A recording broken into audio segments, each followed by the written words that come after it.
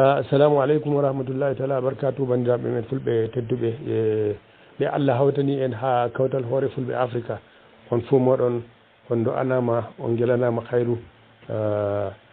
min docteur Aboubacar Oumar Guiré wakili fulɓe Adamawa kadi bano alkirimi mi haalana en hawrinde min gaɗi toon leere leddi Tchad dow ko laarani ladde haɗande nde kadi en fuu meɗen en andi wonɓe Cameroun wonɓe Nigeria wonɓe Tchad wonɓe Central Africa en addi ladde nde no nde mawniri en andi bo ko wonto maare ko laarani diga huuɗo diga ndiyam daga liwri ladde gonɗi nder ladde nde en andi bo tilmedam ɗam lesdi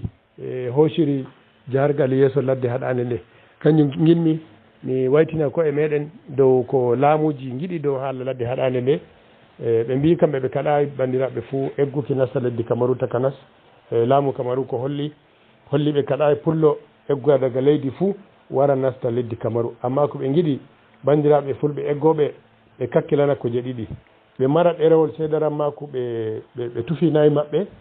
paddoje ñawuji ɓe mara bo ɗerewol seedaran maku leddi ndi ɓe iwi duganiɓe ɓe mburtoɓe nasda lesdi Cameroun leddi takanas laamɗo to ɓe ƴiwi to ɓe gonno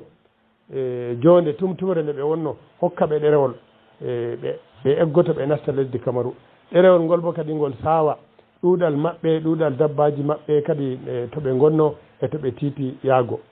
ɗum ɓe tefri kala pullo eggowo nasta leddi Cameroun fu taka nasto ɓaggoto sera haɗande o mara ɗereji ɗi to na noon o yidan e caɗele o yidan e tampere ngam ladde nde ɓe hokkinde woɓɓe e ndura nde aynoɓe ladde nde bo kadi ɓe kokkama balmi ngam ɓe ndenta yonkiji maɓɓe kadi ɓe lenta ladde nde enen bo ɓurna fu fulɓe e payana ladde nde ngam ende jogii huuɗo e jogii ndiyam wala to luttiri huuɗo e ndiyam ngayna bako payanten ba ladde nde bo en fuu en andi nde juutnde ngam noon komi toranto waynaɓe haalaji ɗuɗɗi kaala toon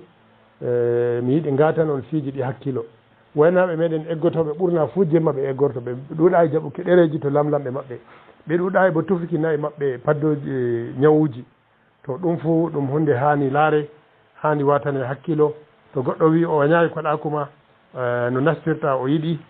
andinamo a nastay andinamo bo kadi tokka bo carɗiji to giɗɗa jippuki ɗum mi sekayi ɗum toñare mawde faago e meɗen to enen bo en giya ladde nde haɗama e ndi hakkille dabbaji ladde e kakkila nde to ɗi nafata woɓɓe wala sorrowoɗi wala fiɗowo ñaama to kamɓe na noon ɓe daariji fii ɗum no ɓe daariri feere no giɗirɗa dabbaji ma ɗi kamɓe bo noon laamuji ɓe giɗiri dabbaji gonɗi nder ladde ɓe mbi dabbaji ɗi ɗi ngeeɗo ɗi ndima ɗi njaaja bano giɗɗerne men e ndima njaaja ngim noon ko en giɗi feerotiri to goɗɗo ɓurima sembe bo dole ngatanamo hakkilo ngam ta o torre ɗum mi fotata hakkilo meɗen kala nanɗo lefol ngol fuu annduɗo bo egga hoɗajo eggowo daga leyɗe goɗɗe wara nasta ko ɓaggi haɗande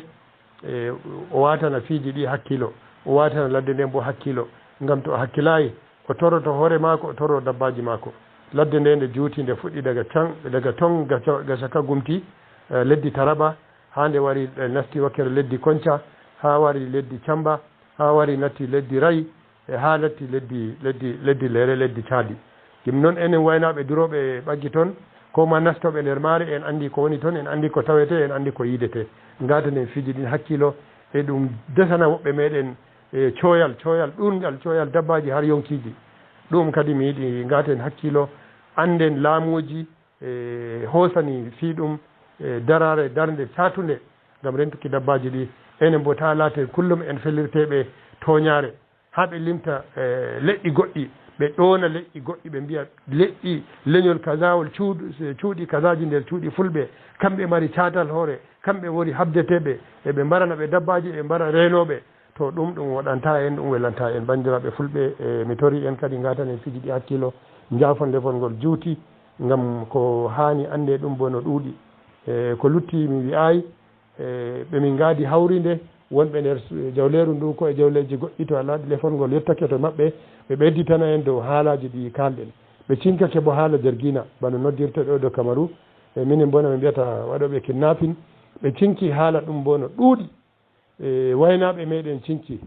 hamɓe bo hoddaɓe e leƴƴi goɗɗi ɓe cinci dow meɗen kadi enen woni boyoɓe enen woni woyeteɓe ɗi fuu piiji wolwama toon handi darten ɗi daren no gareten e mboɗɗitinen fiiji hakkude meɗen e wondaɓe meɗen. Assalamu aleykum wa rahmatullahi taala wa barakatuh. Docteur Aboubacar Biguiré bano mbino mino fuɗɗira haala ka. Assalamu aleykum.